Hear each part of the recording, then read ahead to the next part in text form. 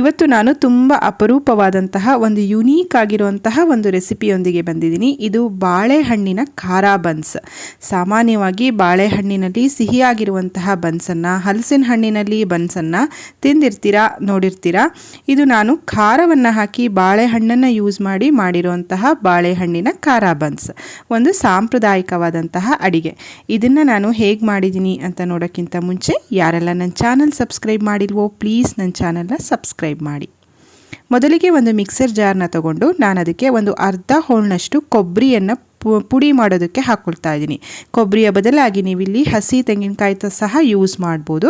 ಕೊಬ್ಬರಿಯನ್ನು ಈ ರೀತಿ ಸಣ್ಣಗೆ ಪುಡಿ ಮಾಡಿಕೊಂಡು ಈಗ ನಾನು ಪರಿಮಳಕ್ಕೆ ಒಂದು 2 ತುಂಡಿನಷ್ಟು ಚಕ್ಕೆಯನ್ನು ಹಾಕ್ತಾ ಇದ್ದೀನಿ. ಹಾಗೆ ಅರ್ಧ ಚಮಚದಷ್ಟು ಕಾಳು ಮೆಣಸು, ನಾನು ತೊಗೊಂಡಿರೋದು ವೈಟ್ ಪೆಪ್ಪರ್, ಬ್ಲ್ಯಾಕ್ ಪೆಪ್ಪರ್ ಇದ್ದರೆ ಸಹ ತೊಗೊಳ್ಬೋದು, ತೊಂದರೆ ಇಲ್ಲ. ಹಾಗೆ 1 ಏಲಕ್ಕಿಯನ್ನು ಹಾಕ್ತಾ ಇದ್ದೀನಿ. ಹೆಸರೇ ಹೇಳೋ ಹಾಗೆ ಖಾರ ಬನ್ಸ್ ಆಗಿರೋದ್ರಿಂದ ಇದಕ್ಕೆ ಒಂದು 3-4 ಬ್ಯಾಡಗಿ ಮೆಣಸು, ಒಂದು ಅರ್ಧ ಇಂಚಿನಷ್ಟು ಶುಂಠಿಯನ್ನು ಸ್ಲೈಸಸ್ ಮಾಡಿ ಇಟ್ಕೊಂಡಿದ್ದೀನಿ, ಅದನ್ನು ಸಹ ಮಿಕ್ಸರ್ ಜಾರ್ಗೆ ಹಾಕ್ತಾ ಇದ್ದೀನಿ. 1 ಚಮಚದಷ್ಟು ಸೋಂಪು ಅಥವಾ ಬಡೆ ಸೊಪ್ಪು ಅಂತ ಸಹ ಹೇಳ್ತಾರೆ ಇದಕ್ಕೆ. 1 ಚಮಚದಷ್ಟು ಧನಿಯಾ ಬೀಜವನ್ನು ಹಾಕ್ತಾ ಇದ್ದೀನಿ. ಇದಿಷ್ಟನ್ನು ಹಾಕಿಬಿಟ್ಟು ನೀರನ್ನು ಹಾಕದೆ ತರಿಯಾಗಿ ರುಬ್ಕೋಬೇಕಾಗತ್ತೆ. ಹಾಗೆ ಅರ್ಧ ಚಮಚದಷ್ಟು ಜೀರಿಗೆಯನ್ನು ಸಹ ಸೇರಿಸಿ ಇದನ್ನು ಯಾವುದೇ ಕಾರಣಕ್ಕೂ ನೀರನ್ನು ಹಾಕಬೇಡಿ. ನೀರನ್ನು ಹಾಕದೆ ನಾನು ಈ ರೀತಿ ಡ್ರೈ ಆಗಿ ಇದನ್ನು ಪುಡಿ ಮಾಡ್ಕೊಂಡಿದ್ದೀನಿ. ಇದು ಕೊಬ್ಬರಿ ಒಟ್ಟಿಗೆ ನಾವು ಹಾಕಿರೋ ಮಸಾಲೆ ಎಲ್ಲ ಪುಡಿ ಆಗಬೇಕು.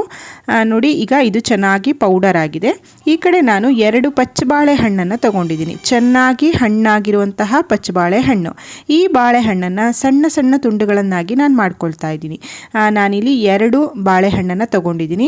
ಪಚ್ಚ ಬಾಳೆಹಣ್ಣಿನ ಬದಲಾಗಿ ನೀವು ಬೇರೆ ಬಾಳೆಹಣ್ಣನ್ನು ಸಹ ತಗೊಳ್ಬೋದು. ಈ ಬಾಳೆಹಣ್ಣನ್ನು ಚೆನ್ನಾಗಿ ಸ್ಮ್ಯಾಶ್ ಮಾಡ್ಕೋಬೇಕಾಗತ್ತೆ. ಈ ರೀತಿ ಒಂಚೂರು ಗಂಟೆಲ್ಲ ಇಲ್ಲದೆ ಇರೋ ಥರ ಪೇಸ್ಟ್ ಥರ ಮಾಡ್ಕೊಳ್ತಾ ಇದ್ದೀನಿ. ಈಗ ಇದಕ್ಕೆ ರುಚಿಗೆ ತಕ್ಕಷ್ಟು ಉಪ್ಪು, ಒಂದು ಅರ್ಧ ಚಮಚದಷ್ಟು ಉಪ್ಪು, ಒಂದು 2 ಚಮಚದಷ್ಟು ಗಟ್ಟಿಯಾಗಿರುವಂತಹ ಮೊಸರನ್ನು ಹಾಕ್ತಾ ಇದ್ದೀನಿ. ಹಾಗೆ ಒಂದು 2 ಚಮಚದಷ್ಟು ತುಪ್ಪವನ್ನು ಹಾಕ್ತಾ ಇದ್ದೀನಿ. ಇಲ್ಲಿ ತುಪ್ಪನಾದರೂ ಹಾಕ್ಕೊಳ್ಬೋದು, ಎಣ್ಣೆ ಬೇಕಿದ್ರೂ ಹಾಕ್ಕೋಬೋದು. ತುಪ್ಪ ಹಾಕಿದ್ರೆ ತುಪ್ಪದ ಪರಿಮಳ ಆಗಿ ತುಂಬಾ ಚೆನ್ನಾಗಿರುತ್ತೆ. ಹಾಗಾಗಿ ಅರ್ಧ ಚಮಚದಷ್ಟು ಅಡಿಗೆ ಸೋಡಾ, ಸ್ವಲ್ಪ ಪಲ್ಫಿಯಾಗಿ ಉಬ್ಬಿ ಬರಬೇಕು ಅಂತಂದರೆ ಇಲ್ಲಿ ಸೋಡಾವನ್ನು ಹಾಕಬೇಕಾಗತ್ತೆ. ಹಾಗೆ ನಾವು ಮಾಡಿಟ್ಕೊಂಡಿರುವಂತಹ ಪುಡಿ, ಮಸಾಲೆ ಪುಡಿಯನ್ನು ಸೇರಿಸ್ಬಿಟ್ಟು ಇದನ್ನು ಮೊದಲಿಗೆ ಚೆನ್ನಾಗಿ ಕಲಿಸ್ಕೊಳ್ಳೋಣ. ನಾನು ಆಗಲೇ ಹೇಳಿದಾಗೆ ಇದೊಂದು ಅಪರೂಪವಾದಂತಹ ಅಡಿಗೆ ಫ್ರೆಂಡ್ಸ್, ತುಂಬಾ ರುಚಿಯಾಗಿರುತ್ತೆ. ಯಾರೆಲ್ಲ ಸಿಹಿಯಾಗಿರುವಂತಹ ಬನ್ಸ್ನೆಲ್ಲ ತಿನ್ನಲ್ಲ ನೋಡಿ, ಅಂಥವ್ರಿಗೆ ಖಾರ ಬನ್ಸ್ ತುಂಬ ಇಷ್ಟ ಆಗುತ್ತೆ. ಇದು ಒಂಥರ ಲೈಟಾಗಿ ಬಾಳೆಹಣ್ಣಿನಲ್ಲಿರುವಂತಹ ಸಿಹಿ ಮತ್ತು ನಾವು ಹಾಕಿರುವಂತಹ ಖಾರ ಎಲ್ಲ ಸೇರಿ ತುಂಬಾ ಚೆನ್ನಾಗಿರುತ್ತೆ. ನೋಡಿ, ಈಗ ಪೂರ್ತಿಯಾಗಿ ಮಸಾಲೆಯನ್ನು ಬಾಳೆಹಣ್ಣಿನ ಮಿಶ್ರಣದಲ್ಲಿ ನಾನು ಸೇರಿಸ್ಕೊಳ್ತಾ ಇದ್ದೀನಿ. ಇಲ್ಲಿ ನಾವು ಹಿಟ್ಟನ್ನು ಕಲಸೋದಕ್ಕೆ ಯಾವುದೇ ರೀತಿಯ ನೀರನ್ನು ಸೇರಿಸ್ತಾ ಇಲ್ಲ, ಬಾಳೆಹಣ್ಣಿನ ರಸದಲ್ಲೇ ನಾನು ಕಲಿಸ್ತಾ ಇದ್ದೀನಿ. ಮೊದಲಿಗೆ 1 ಕಪ್ನಷ್ಟು ಮೈದಾ ಹಿಟ್ಟನ್ನು ಹಾಕ್ತಾ ಇದ್ದೀನಿ. ಇಲ್ಲಿ ನೀವು ಪೂರ್ತಿ ಮೈದಾ ಬೇಕಿದ್ರೂ ತೊಗೊಳ್ಬೋದು, ಪೂರ್ತಿ ಗೋಧಿ ಬೇಕಿದ್ರೂ ತೊಗೊಳ್ಬೋದು. ನಾನು 1 ಕಪ್ನಷ್ಟು ಮೈದಾ ಹಾಗೆ 1 ಕಪ್ನಷ್ಟು ಗೋಧಿ ಹಿಟ್ಟು ಪೂರ್ತಿಯಾಗಿ ಒಂದೇ ಸಲ ಹಾಕ್ತಾ ಇಲ್ಲ. ಬಾಳೆಹಣ್ಣಿನ ಮಿಶ್ರಣವನ್ನು ನೋಡಿಕೊಂಡು ನೀವು ಹಿಟ್ಟನ್ನು ಹಾಕ್ಕೊಳ್ಳೋದು ಒಳ್ಳೆಯದು. ನನಗೆ ಇಲ್ಲಿ 2 ಬಾಳೆಹಣ್ಣಿಗೆ 1 ಕಪ್ನಷ್ಟು ಮೈದಾ ಮತ್ತು 1 ಕಪ್ನಷ್ಟು ಗೋಧಿ ಹಿಟ್ಟು ಹಿಡಿಸಿದೆ. ಹಿಟ್ಟಿನ ಹದ ಹೇಗೆ ಇರಬೇಕು ಅಂತ ನಾನು ನಿಮಗೆ ತೋರಿಸ್ಕೊಡ್ತೀನಿ.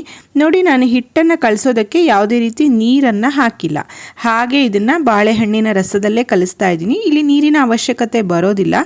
ಈಗ ಇನ್ನು ಉಳಿದು ಇಟ್ಕೊಂಡಿರುವಂತಹ ಅರ್ಧ ಕಪ್ನಷ್ಟು ಗೋಧಿ ಹಿಟ್ಟನ್ನು ಸೇರಿಸ್ಬಿಟ್ಟು ಇದನ್ನು ಚೆನ್ನಾಗಿ ಕಲಿಸ್ಕೊಳ್ತಾ ಇದ್ದೀನಿ.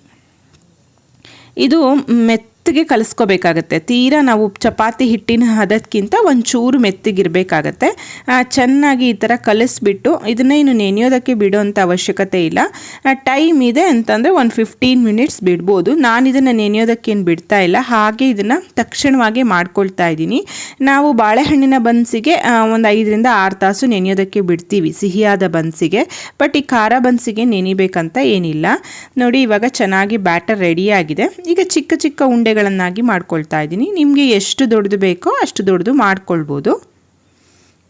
ಪೂರಿಯನ್ನು ಎಲ್ಲ ಯಾವ ರೀತಿ ಲಟ್ಟಿಸ್ತೀವೋ ಅದೇ ರೀತಿ ನಾನು ಸ್ವಲ್ಪ ಗೋಧಿ ಹಿಟ್ಟನ್ನು ಸ್ಪ್ರೆಡ್ ಮಾಡಿಬಿಟ್ಟು ಇದನ್ನು ಆಚೆ ಈಚೆ ಇಷ್ಟು ಸ್ವಲ್ಪ ದಪ್ಪಗೆ ಲಟ್ಟಿಸ್ಕೊಳ್ಳಿ. ತುಂಬ ತೆಳುವಾಗಿಬಿಟ್ರೆ ತುಂಬ ಗರಿ ಗರಿ ಆದರೆ ಚೆನ್ನಾಗಿರಲ್ಲ. ಇಷ್ಟು ದಪ್ಪ ಇರಬೇಕು, ಆವಾಗ ಅದು ತುಂಬ ಉಬ್ಬಿ ಬರುತ್ತೆ. ಈ ಕಡೆ ಎಣ್ಣೆ ಸಹ ನಾನು ಕಾಯೋದಕ್ಕೆ ಇಟ್ಕೊಂಡಿದ್ದೀನಿ. ನೋಡಿ ಇಷ್ಟು ಚಿಕ್ಕದಾಗಿ ನಾನು ಬನ್ಸನ್ನು ಲಟ್ಟಿಸ್ಕೊಂಡಿದ್ದೀನಿ. ಎಣ್ಣೆ ಚೆನ್ನಾಗಿ ಕಾದ್ಮೇಲೆ ಮೀಡಿಯಮ್ ಫ್ಲೇಮ್ನಲ್ಲಿ ಇದನ್ನು ಕುಕ್ ಮಾಡ್ಕೊಳ್ಳಿ.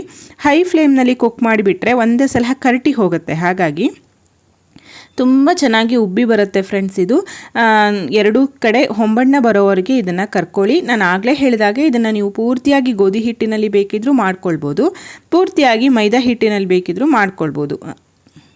ನೋಡಿ ತುಂಬಾ ಚೆನ್ನಾಗಿ ಉಬ್ಬಿ ಬರ್ತಾ ಇದೆ. ನಾವಿಲ್ಲಿ ಪರಿಮಳಕ್ಕೆ ಏಲಕ್ಕಿ, ಚಕ್ಕೆ, ಸೋಂಪು, ಧನಿಯಾ, ಜೀರಿಗೆ ಎಲ್ಲ ಹಾಕಿರೋದ್ರಿಂದ ಇದಕ್ಕೆ ಜೊತೆಯಾಗಿ ಅಂದರೆ ಸೈಡ್ ಡಿಶ್ ಆಗಿ ಏನೂ ಬೇಕಾಗಲ್ಲ. ಹಾಗೆ ಸಹ ಇದನ್ನು ಬಿಸಿಯಾಗಿ ತಿನ್ಬೋದು. ನೀವು ಲಂಚ್ ಬಾಕ್ಸಿಗೂ ಸಹ ಇದನ್ನು ಕ್ಯಾರಿ ಮಾಡ್ಬೋದು. ತುಂಬಾ ಚೆನ್ನಾಗಿರುತ್ತೆ. ಎರಡು ಕಡೆನೂ ಹೊಂಬಣ್ಣ ಬರೋ ತನಕ ಕರ್ಕೊಂಡ್ರೆ ನೋಡಿ ಬಿಸಿಯಾಗಿರುವಂತಹ ಖಾರ ಬನ್ಸ್ ತಯಾರಾಗಿದೆ. ಈ ಖಾರ ಬನ್ಸಿಗೆ ನಾನು ಒಂದು ಚಟ್ನಿಯನ್ನು ಮಾಡಿದ್ದೀನಿ. ಚಟ್ನಿ ಜೊತೆ ಇದು ತುಂಬಾ ರುಚಿಯಾಗಿತ್ತು. ಬನ್ನಿ ಇದನ್ನು ಓಪನ್ ಮಾಡಿ ತೋರಿಸ್ತಾ ಇದ್ದೀನಿ. ನೋಡಿ ಎಷ್ಟು ಚೆನ್ನಾಗಿ ಲೇಯರ್ ಥರ ಬಂದಿದೆ ಅಂತ. ಒಳಗಡೆ ಆ ಖಾರದ ಫಿಲ್ಲಿಂಗ್ ಇರೋದ್ರಿಂದ ಬಾಳೆಹಣ್ಣಿನ ಪರಿಮಳದೊಂದಿಗೆ ತಿನ್ನೋದಕ್ಕೆ ತುಂಬಾ ರುಚಿಯಾಗಿ ಇರುತ್ತೆ. ರುಚಿಯಾಗಿರುವಂತಹ ಖಾರ ಬನ್ಸ್ ತಯಾರಾಗಿದೆ. ನಿಮಗೆ ಈ ವಿಡಿಯೋ ಇಷ್ಟ ಆಗಿದ್ರೆ ದಯವಿಟ್ಟು ವಿಡಿಯೋವನ್ನು ಒಂದು ಲೈಕ್ ಮಾಡಿ. ಈ ವಿಡಿಯೋವನ್ನು ನಿಮ್ಮ ಫ್ರೆಂಡ್ಸ್ ಆ್ಯಂಡ್ ಫ್ಯಾಮಿಲಿ ಜೊತೆ ಶೇರ್ ಮಾಡಿ. ಮತ್ತೊಂದು ರುಚಿಯಾದ ಅಡುಗೆಯೊಂದಿಗೆ ಮತ್ತೆ ಬರ್ತೀನಿ. ಅಲ್ಲಿವರೆಗೂ ಧನ್ಯವಾದಗಳು.